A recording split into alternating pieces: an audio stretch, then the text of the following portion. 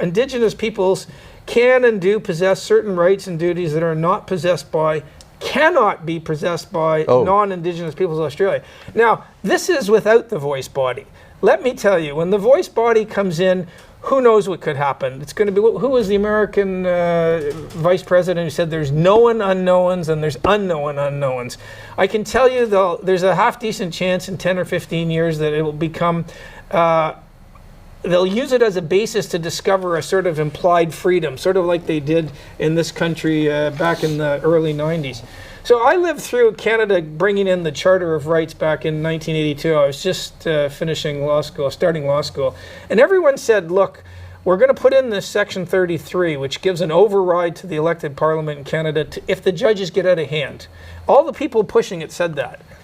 Right. After it came in, those very same people said, you can't stand up to the judges. That would be inappropriate. In 40 years in Canada, 41 now, not one single time, like zero, you know, it rhymes with the 5th Roman emperor, right? The pyromaniac. Not one single time has the federal parliament ever invoked it.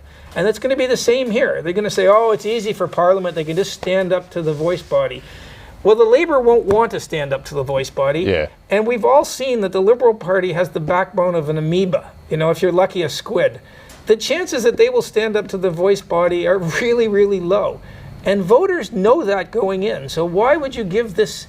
And it's a lot of power you'll be giving to this body. You don't know how it's going to be constituted. You don't know who's going to get on it. That's all. You know, we don't need any details, says Mr. Albanese.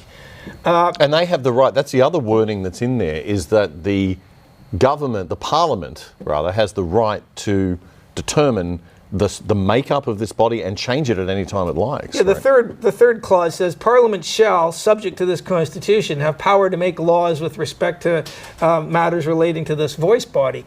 But the thing is, subject to this Constitution means the judges, the top judges, will have an overseeing role, as they do for the rest of the Constitution.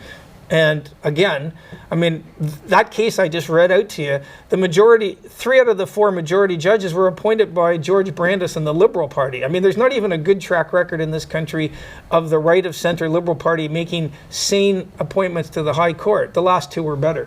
Yeah, so it's not like the United States where you have this more or less a bit of a balance going on. But that's new in the U.S., right? Right. That's very recent, where the Republican Party finally realized. Because if you want some of the most left-wing groups in society right now, it's the lawyerly caste. You know, go down to a big Sydney law firm, walk in, and you'll be in one of the most woke workplaces in Australia.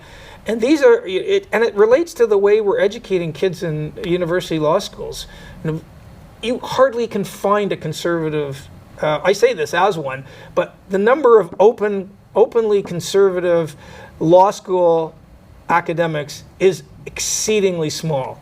There's 36 law schools plus in this country, and I think you could count on one machine operator's hand the number of legal academics who are openly against the voice. You mentioned once, I think, when I saw you speak, that Queensland University Law School is considered to be the most conservative in Australia? Well, I would say that's right. We might have a fifth of our faculty who would, my guess is, would vote coalition. So that makes us massively more. Like viewpoint diversity is collapsing around the anglosphere in universities. So there's lots of empirical evidence for this in the US and Canada, Britain. It's harder in Australia because we don't, you know, campaign finance contributions isn't public information here. It is in the US.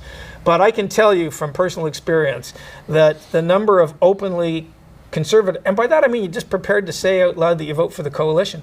The numbers keep going down. Which doesn't necessarily make you conservative either. No, I mean you could just be a classical liberal. Well, half those people would have voted for Malcolm, who's, you know, about as left wing as you can get. So, you know, it's not good. Yeah.